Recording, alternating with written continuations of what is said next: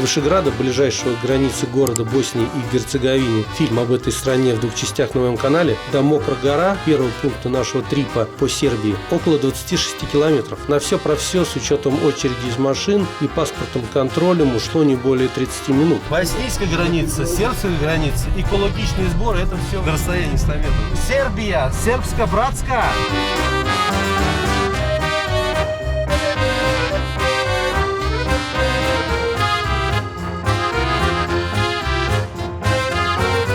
Шарганская осьмица или Шарганская восьмерка – это отреставрированный 15-километровый участок стратегически важной узкоколейной железной дороги, открытый в 1925 году через Шарганский перевал протяженностью 58 километров.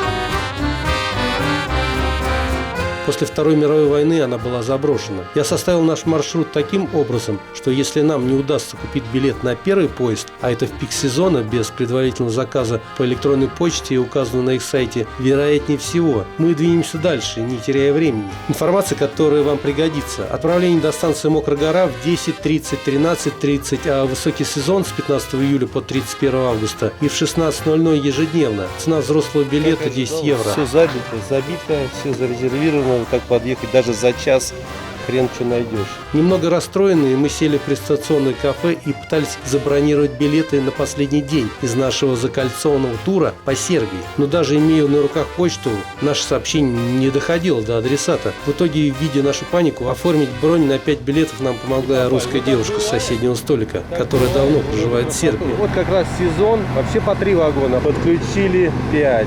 До Дравинграда, этносела, построенного знаменитым режиссером Эмиром Кустурицей для съемок фильма «Жизнь как чудо», всего 2 километра. Хотя это ошибочное мнение, идея была построить и снять один традиционный дом, а сама деревня появилась уже позже. Основные же действия фильма проходят на железнодорожной станции Голубичи, Шарганской восьмерки, которую Кустурица построил специально для съемок. Об этом я расскажу в конце фильма, когда мы прокатимся по ней. Билет стоил около 2 евро, но так как у нас не было сербских денег, мы расплатились боснийскими. Можно и евро. Карту не принимают и обменников поблизости нет. Древенград, деревянный город, это не просто декорация к фильму, это настоящая деревня, где есть дом культуры, мельница, церковь, главная площадь и около 10 улиц, которые названы в честь людей, которых Кустурица считает достойнейшими личностями. Сам режиссер здесь живет в промежутках между гастролями и съемками новых фильмов. В Древенграде нередко останавливаются его коллеги по музыкальной группе The No Smoking Orchestra.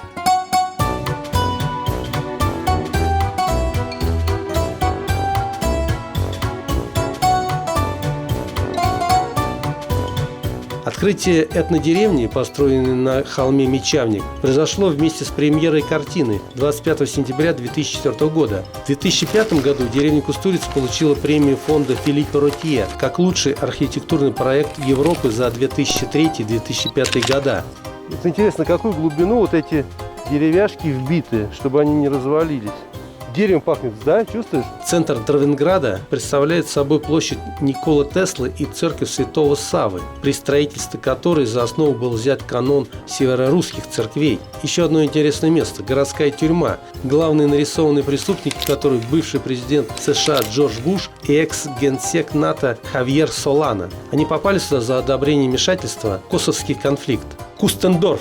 Куста – прозвище режиссера, Дорф по-немецки деревня. Это название международного фестиваля кино и музыки, который проходит здесь же, с 2008 года. В рамках фестиваля проводится конкурс на лучший короткометражный фильм, победитель которого награждается золотым яйцом. Короче, под пиво это не пойдет, ребята. Это надо курнуть. Без машины в деревню попасть очень сложно, с кучей каких-то пересадок на редко ходячих автобусах. Из вышесказанного вы, наверное, уже поняли, что если будете спрашивать дорогу, то, произнося Древенград, Мечавник, Мокрая гора или Кустендорф, не ошибетесь, и местные поймут, куда вам надо. Если вы захотите увидеть реальный исторический комплекс, не новодел, каким является Древенград, то в 5-6 километрах, ближайшее отсюда, находится этносело под названием Сераговино. Можете назвать сербских личностей, которые сыграли значительную роль в Российской империи? Герой войны 1812 года. Один из лучших генералов Александра I. Граф Милорадович. До каньона реки Увац, где у нас ночевка, всего около 120 километров. Коллегиально было принято решение сделать круг в лишних 130 километров и доехать до обзорной площадки Баньская стена, расположенная в национальном парке Тара, который, как я читал, является визитной карточкой Сербии. Советую ехать по живописной дороге вдоль реки Дрина через деревню Перучац, где берет свое начало Врело, самая короткая река в Сербии и одна из самых коротких в Европе. Она называется рекой длиной в год, то есть она 365 метров. Берет начало там, исток реки и впадает сюда. Что там? Живая форель? Радужная форель. Это вкуснятина? Воды реки питает форелевое хозяйство, которое расположено в 100 метрах. А в любом из двух ресторанов на берегу вам приготовят свежевыловленную форель на гриле 15 евро за килограмм. Свой короткий путь чистый горный поток совершает 14-метровым водопадом в реку Дрина. Минус в том, что хорошо он виден только с лодки.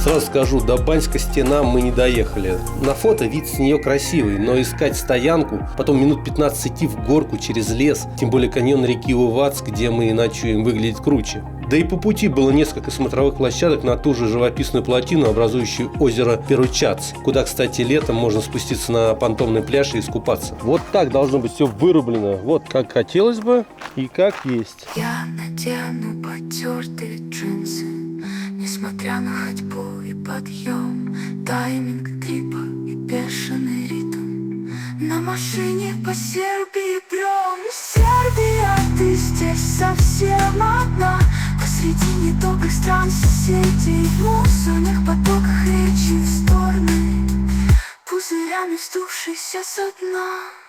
Есть много разных стран на этом свете. Начну перечислять, да и собьюсь. Как провела 100 дней на всей планете, лишь только Сербия и Русь.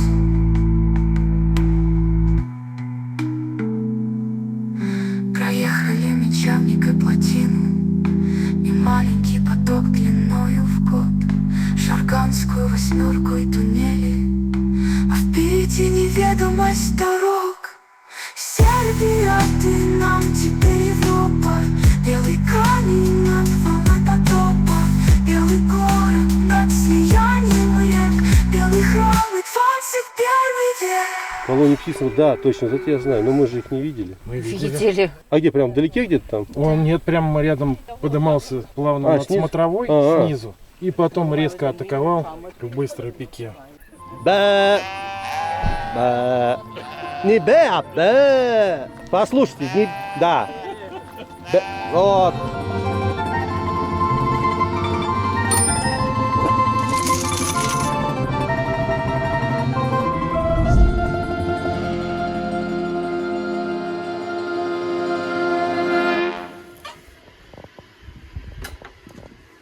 Привет! Как дела? Бе. Ну вот.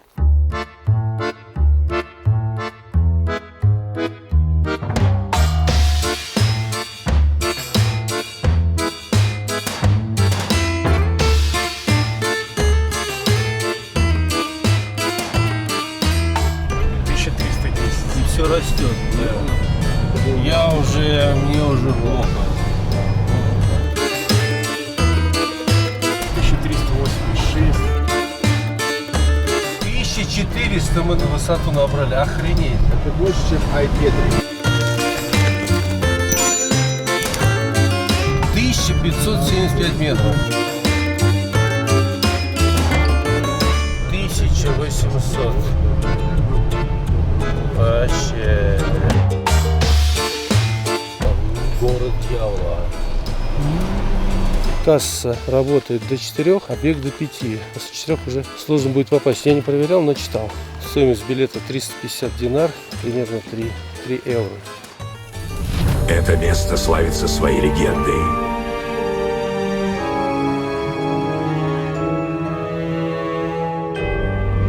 Местные жители были очень верующими. Но однажды они выпили воды из дьявольского источника, и их разум помутнел.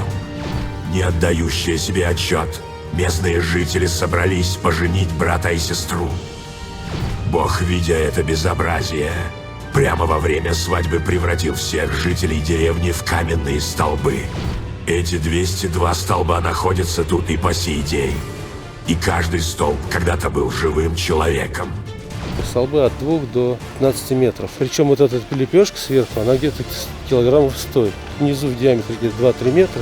Кислые воды из 2 источников имеют высокую минерализацию. Она богата железом, содержит цинк и много меди. В ней не водится ничего живого. Деревья, которые растут вокруг, голые и скрученные, а их корни только частично находятся в земле.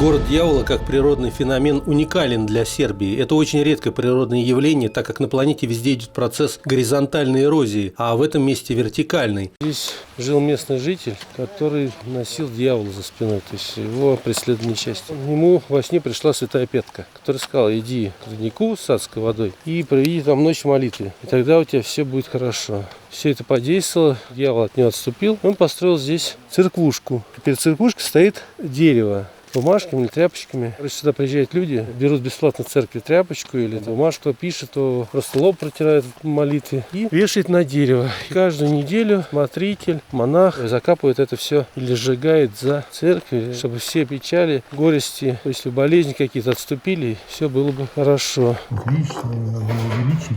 На нем изображен лик. Портрет Лазаря, нарисован сербским левшой. Но белый — это портрет князя Лазаря. Совсем маленький, а я думал целиком. Не, вот он. Внизу, да.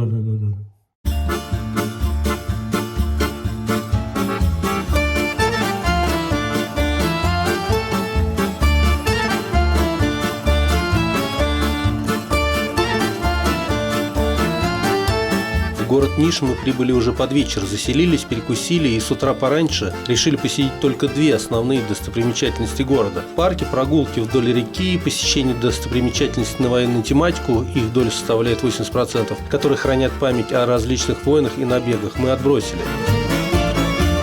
Ниш – 3-й по величине город Сербии, расположен на реке Нишава, в честь которой и получил свое название. Хотя, согласно официальной историографии, Ниш был основан в 3 веке до нашей эры кельтами и являлся одним из древнейших на Балканах. По легенде, город построили феи. Более того, он был назван в честь одной из них – Наис. В Нише родился будущий император Константин, человек, который 1700 лет назад крестил Европу. Тот самый, который принял христианство и перенес столицу Римской империи в город Византии, позже Константинополь. Первое упоминание 1-2 век нашей эры. Крепость была основана римлянами и была форпостом от набегов племен славян. В 570 году ее перестраивали, восстанавливали.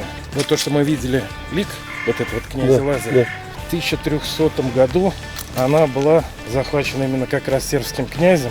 И с того времени подвергалась набегам турками. Разрушалась, восстанавливалась. По-моему, в 1470 году уже точно была в составе Османской империи.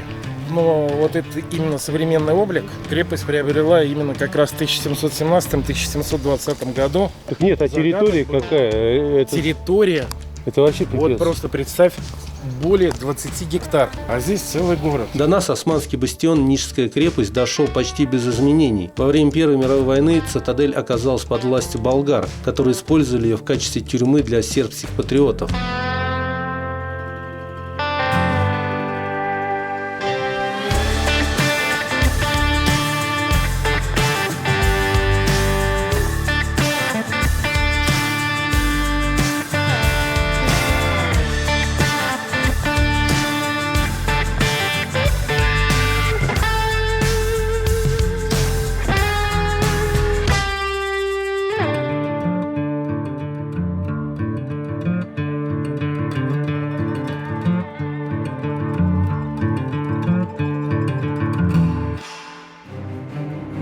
Ущелье Кула – трагическое напоминание о восстании сербов против Османской империи и одной из главных битв, которая стала самым крупным поражением сербов, произошедшее 31 мая 1809 года на горе Чигар, которая находится в 7 километрах от Ниша. Сейчас на ней установлен монумент в виде башни, бронзовый бюст Стефана Синджелича и 2 пушки времен Первого сербского восстания. В назидание оставшимся в живых была построена башня-стена из черепов сербских повстанцев. Изначально в башне было около 1000 черепов. На сегодняшний день осталось 58, а над башней построена маленькая часовня. Этим турки хотели испугать покоренный народ, но в итоге башня черепов стала памятником свободолюбию и смелости сербов, которые все-таки освободили город от турецкого правления в 1878 году.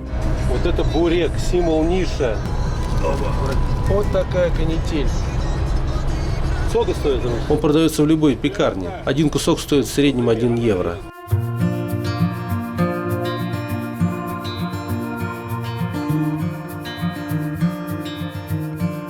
Close your eyes. До следующего пункта нашего трипа 170 километров и 2,5 часа в пути. Воротнянские каменные ворота, самые высокие в Европе. Они входят в 7 природных чудес Сербии. Увац, Тара и город Явола я вам уже показывал. Джерданское ущелье и парк Фрушка гора будут позже. Ну и сама река Дрина, с которой мы начали наш трип по Сербии. Показатель того, что вы на месте, будет церковь маленького женского монастыря XIV века, возведенная в честь Вознесения Господня. Чтобы дойти до Воротнянских ворот, которых 3, необходимо обогнуть монастырь с правой стороны и начать подъем в гору. Вот оттуда мы пришли.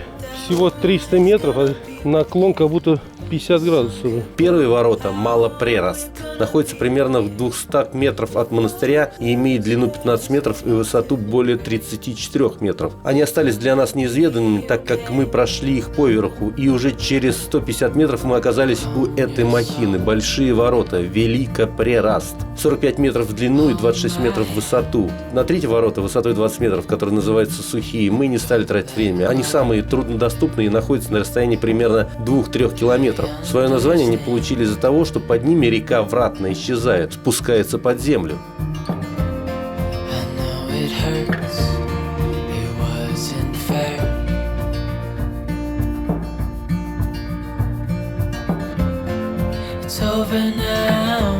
Джердапское ущелье начинается от города Кладово и тянется вдоль сербско-румынской границы на 120 километров до города Голубац. Оно входит в национальный парк Джердап, а сама граница проходит посередине реки Дунай. Другое название этого ущелья – Железные ворота, хотя так называемая самая стратегически важная часть имеет длину 15 километров и суживается до 160 метров с резким увеличением глубины. Из-за сужения вода бурлила, как в котле, что делало проход судов очень опасным. И, естественно, тот, кто в древности контролировал это ущелье, контролировал все судоходство, которым и назвать таковым было нельзя из-за мощи дунайских вод. Нормальное же судоходство стало возможно лишь после 1973 года, когда Румыния и Югославия построили 2 гидроэлектростанции со шлюзами для прохождения судов. История портрета царя даков Децебала начинается в 1992 году, когда румынский миллионер Иосиф Константин Драган купил эту скалу. Работа заняла 10 лет, с 1994 по 2004. Из них 6 лет итальянский скульптор Марио Галиотти потратил для придания при помощи динамита основных очертаний, а следующие 4 года скульптор Флоринум Котарче и 12 его помощников посвятили уже более детальной отделке. Ровно на противоположной сербской стороне находится древнеримская мемориальная доска, созданная в честь завершения строительства военной дороги вдоль Дуная, отдельные участки которой, а именно 25 километров, были вырублены в скале. Сейчас эта дорога затоплена. Итогом этого стало поражение войска Децебала от войск Трояна в 105 году. Царство даков было окончательно поглощено Римской империей.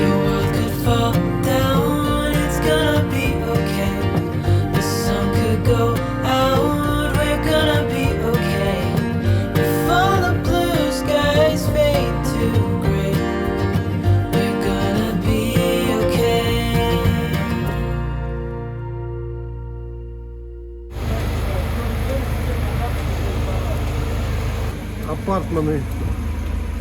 Вот такое ложе хозяйское.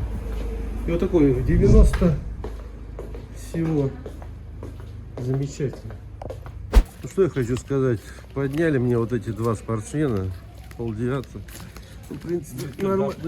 Говорит, надо заплыть по Дунаю для контента. Ну не знаю. Мы в городе Голубац. Я знаю, знамо. Вот идти вон тудой.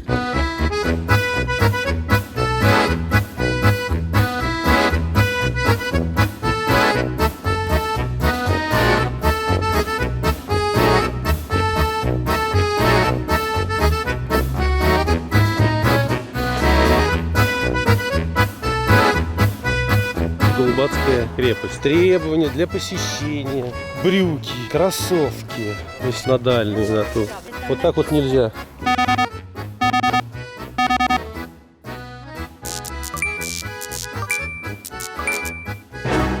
Рекомендуется ходить людям, которые боятся высоты и боятся змей.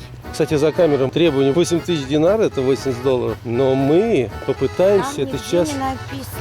Вот. А я ж вчера читал. Я посмотрела на карте, нигде этого не написано. Ну и все, просто надеюсь, что вот там вот никто не докопается. Вот такая вот красота. Погодка здесь именно в горах не очень. Ну вот зона. Пошли. Вот это можем посмотреть. Вот это 1200, это 1700. Голубацкая крепость брала под контроль все судоходство по Дунаю. Первый раз она упоминалась в рукописях 1335 года как военное укрепление под властью венгерской армии. Есть три версии происхождения названия города. Первая. Наверное, одна из самых красивых легенд. Вон, видите, ту скалу. Османский там положил на прекрасную деву Голубану сербскую. И она не захотела с ним жить. И он приковал ее на той скале, и она там умерла. Камень теперь называется Бакай, то есть покайся с турецкого. А видите, там крест. Самая приземленная версия. Просто из-за того, что здесь много голубей. Отсюда вытекает вторая легенда о византийской принцессе Елене, которую ревнимый муж запер в шляпной башне. Да ладно? Там она и начала их разводить. Самое широкое место Дуная 6 километров. Вот здесь бутылочное горлышко, они заходят корабли, чтобы можно было их колбасить с катапульт.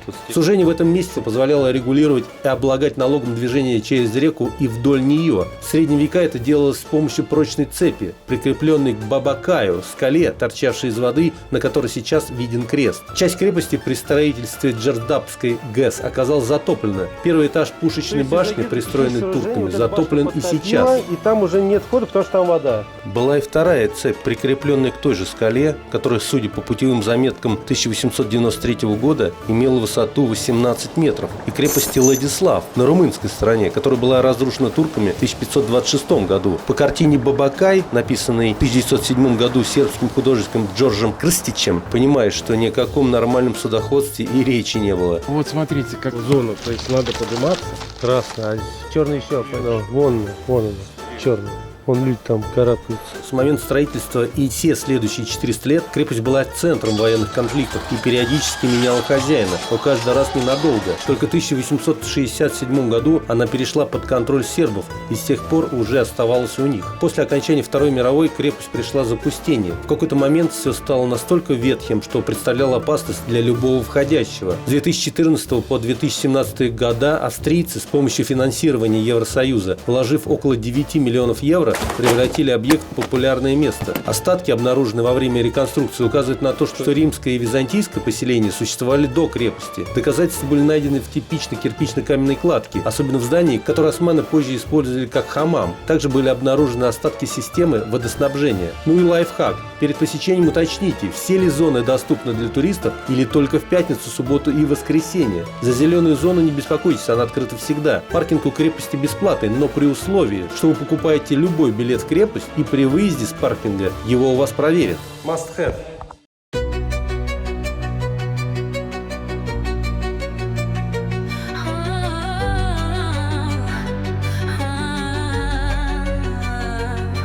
Голубацкая крепость, ее долгой истории осталась далеко позади у Дуная.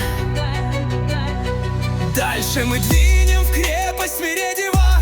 Расскажу вам историю ее возникновения. Все про события, связанных с ней. Сербы, восстания, турки, постоянные войны. Смедерево на короткое время была сербской столицей после того, как венгры захватили Белград. Смедеревская крепость, имеющая треугольную форму и площадь в 11 гектар, окружена 1,5-километровыми стенами с зубцами толщиной более 2 метров, имеет 5 ворот и 25 больших башен высотой около 25 метров, а толщина каменной кладки достигает 5 метров. Османская империя не могла проникнуть внутрь стен в течение 20 лет, вплоть до 1459 года, и только в 1805 году ключи от крепости были возвращены Сербии. Смедерево было одной из последних европейских крепостей, построенных без учета использования защитниками артиллерии, поэтому турки пристроили к углам крепости дополнительные круглые башни для пушек. 5 июня 1941 года боеприпасы, для хранения которых немецкие войска использовали крепость, взорвались, разнеся по кусочкам весь Смедерево, и, достигнув поселения на расстоянии 10 километров, погибло 2500 человек. А в 1944 году бомбардировка союзников привела к еще большим разрушениям. Сейчас крепость выглядит печально.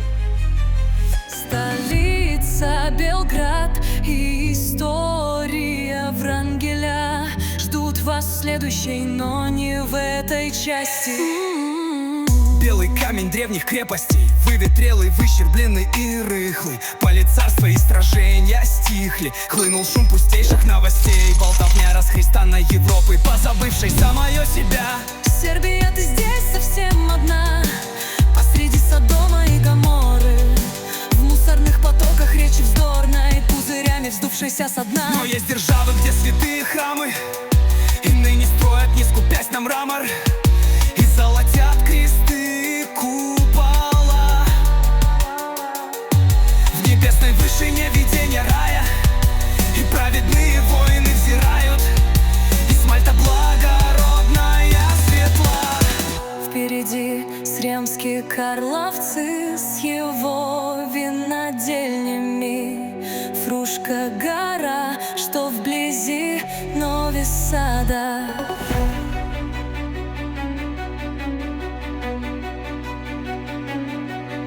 Сербии большую часть мы проехали, все в этом фильме сполна отражено. Посоветуй друзьям мой канал, я старался. Поставь жирный лайк, подпишись заодно.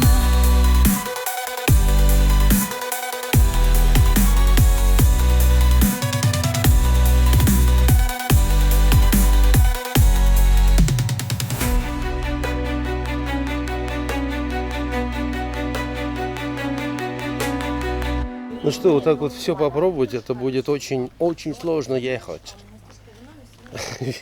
Но очень вкусно. Вот так на все улицы здесь вот эти все винодельники. Так, ну что, зайдем вот в эту? Пойду посмотрю, открыто или нет. Винария Киш, пойдемте Винария Киш. У них вина здесь не повторяется. То есть каждый со своим составом. Сремские Карловцы находятся в автономном крае Воеводина. Это первый сербский регион, ставший членом Винодельческой ассоциации Европы. Сам городок известен как винная столица Сербии, в котором находится 20 зарегистрированных виноделин. 15 из них предлагают услуги дегустации вин. Вот такой шикарный городок, да, Димарик? Отличный городок. Очередной Петрович. Но тут уже по-английски. А всего на склонах национального парка Фрушка-гора расположено более 50 виноделин. По легенде, ароматное десертное вино Бермет и Слан-Камен подавались на Титанике. Бермет – это красное крепленное сладкое вино с пряностями и один из самых дорогих сербских алкогольных напитков. Но в конце 19 века виноградники поразило некое заболевание, после чего значение местного вина в европейском винном производстве так и не вышло на прежний уровень. Конечно же, этот городок знаменит не только вином, он остается важным культурным и духовным центром сербского народа, а каждое его здание, дом и улица хранят свою знаменитую историю. Вот он дом Вранглера. И мне, да, он туда поворачивает. Это центральная площадь. Ну да. Все, нам 9 километров до крепости. Сремские Карловцы – одно из древнейших поселений Сербии. Наверное, тогда, когда первую виноградную лозу на территории Воеводины привез из Сицилии император Марк Аврелий Проб, а это 273 год, тогда уже здесь стояла римская крепость, фундаменты которой служила еще более древняя цитадель. А в летописях городок впервые упоминается в 1308 году под именем крепости Каром. Здесь между Австрией и Турцией был подписан знаменитый Карловский мир, мирный договор, вписавший маленький Сремский городок в страницы европейской и мировой истории. Он и был церковной резиденцией сербского патриарха. Здесь же и была открыта первая школа и первая сербская гимназия, а потом семинария, старейшая в православном мире после Киевской духовной академии. В 1922 году сюда переехал белый генерал Врангель. О его последних годах жизни вы узнаете в отдельном фильме о столице Белград на моем канале. Петровородинская крепость является негласным символом Нови Сада, второго по величине города Сербии и столицы автономного края Воеводина. На ее месте был монастырь ордена цистерианцев, а после захвата Нови Сада австрийцами в 1687 году начато строительство неприступной крепости для обороны от турок и носил негласное название венгерский Гибралтар. А на другом берегу появилось поселение православных сербов, которым не разрешили жить у стен католического Петровородина. Крепость привлекает подземными туннелями протяженностью 16 километров, 4 уровня, самый глубокий в 40 метрах от поверхности. Имелось свыше 10 тысяч бойниц, ну и часовой башни с неправильными часами. Их минутная стрелка короче часовой. Судам, проходящим по Дунаю, важнее было знать час, а не минуты. Интересные особенности башенных часов. Их запускает оригинальный механизм, который ежедневно заводится. В холодную погоду часы отстают, а в теплую спешат.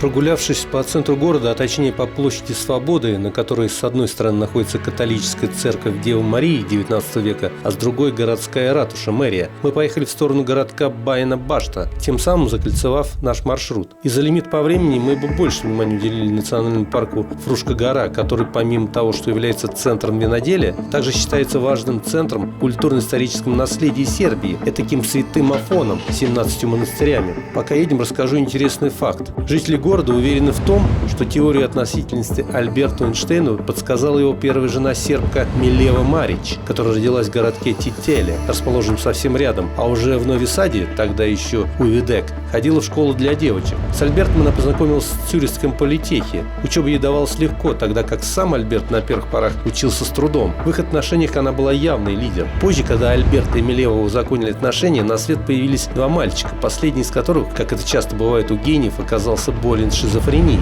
По словам русского физика Абрама Федоровича Иоффе, некоторые научные статьи 1905 года были подписаны Эйнштейн-Марич. Публицист Эван Харрис Уолкер, как многие полагают, доказал, что специальная теория относительности берет начало в качестве тезиса докторской диссертации Милевы, написанного и представленного на рассмотрении профессору Веберу, ее руководителю в швейцарском политехникуме. Вебер отверг статью. Так это или нет, но в любом случае Милева – личность незаурядная. С 1912 года Эйнштейн начал вести тайную переписку со своей будущей женой Эльзой, а в 1914 году супруги расстались.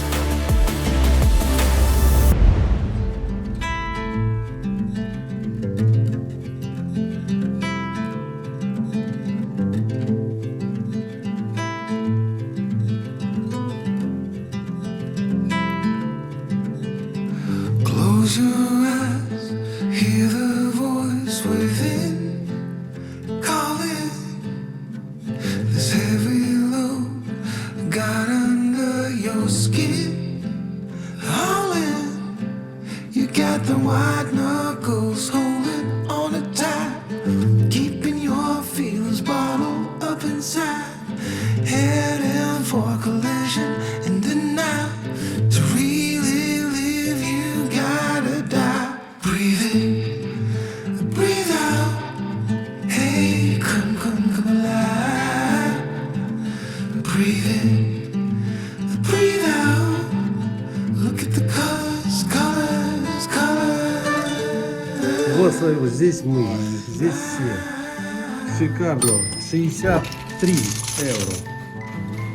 Очень хороший. Нормально. Вот такое. И вот люди, семейные счета.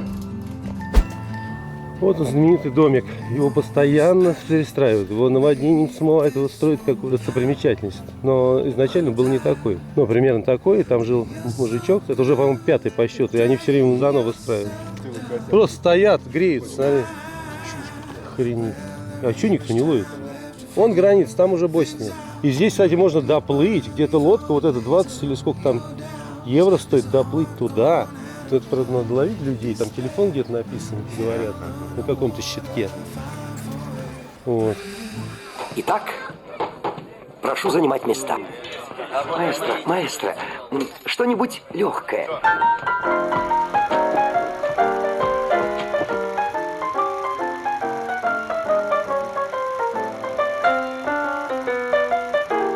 Наши герои снова здесь. Владимир, как режиссер и оператор, начал свое повествование в начале фильма, а я его, с вашего позволения, продолжу. Шарганская восьмерка – это часть узкоколейной железной дороги, которая связывала Европу с Адриатическим морем. Поезд следовал из Белграда в Дубровник, сейчас это Хорватия, и Зеленику, сейчас это Черногория, по узкоколейке шириной 760 миллиметров. Путь занимал сутки. В 1974 году дорога была закрыта из-за низкой рентабельности, но в 1998 году власти решили восстановить ее и сделать туристической достопримечательностью. В 2003 году состоялось ее открытие. Оригинальный паровоз Чира, который ходил по этой железной дороге, отреставрировали специально для ставшего культовым фильма «Кустурицы. Жизнь как чудо». После выхода фильма об этой достопримечательности узнали во всем мире. Билеты проверяют в дороге, иногда по 2 раза. На входе в поезд билеты контролер не проверяет. На других станциях подсесть не получится. Состав состоит из 3-4 вагонов в зависимости от сезона и предполагаемого количества туристов. Бумажный билет нужно сохранять до конца поездки. На 15 километрах маршрута, который занимает 2,5 часа, находится 5 мостов, 22 туннеля разной протяженностью, которые, кстати, пронумерованы, и перепад высот в 300 метров. На маршруте предусмотрены 5 остановок. Сам поезд из конца 20 века, а вот вагоны образца 30-х годов. Маршрут начинается и заканчивается на станции Мокра-Гора. Поезд едет медленно, около 30 километров в час. На конечной станции Шараган-Витаси дадут 30 минут времени. Об этом каждый раз будет кричать проводник на весь поезд. И потом еще за 5 минут до отправления вас будет всех собирать гудком поезд. Со станции Шарган-Витаси поезд едет назад, но уже по дороге останавливается на 5 станциях. Все остановки будут от 3 минут до 15. На станции, на которой 15-минутная остановка, можно сделать шикарное фото на фоне старого туннеля и сверху, и снизу. Для этого нужно было подняться в гору, но наши герои не стали этим заморачиваться. В мире не было ничего, что могло бы вызвать страх в моем сердце. Благодарю вас. Сдается мне, джентльмены, это была комедия.